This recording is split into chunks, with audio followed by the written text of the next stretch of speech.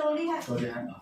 对，前几天白天不怎么咳，就晚上咳，啊，舌头伸出来，舌头伸出来，还有点积食了，现在湿气比较重，难怪会咳。湿气重。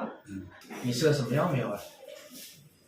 开始吃了那个什么4抵抗病毒，还有吃一点消炎的，然后还喝了一点小费尔咳巧克力，然后他就没有那么咳了，但是还是咳。然后我们带他去看了一下那个西医说他这个是气管炎，然后就给他开了别的药，另外的药。吃了几天了？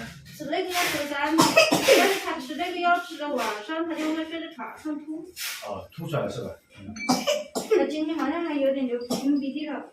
一直没断过这个咳嗽。对啊，他今天就是咳嗽一直没断过。它其实是一个典型的支气管炎的症状，咳嗽频繁剧烈，白天和晚上都咳，咳嗽有痰。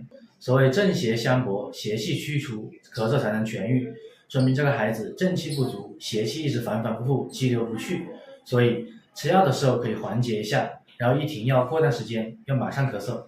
治疗起来，现在这个孩子咳得比较频繁，我们可以稍微用点清热化痰止咳的药。像他这个情况的话，我用的是一些健脾消食的，像陈皮、山药、莲子心、芡实等等，打底去治疗的。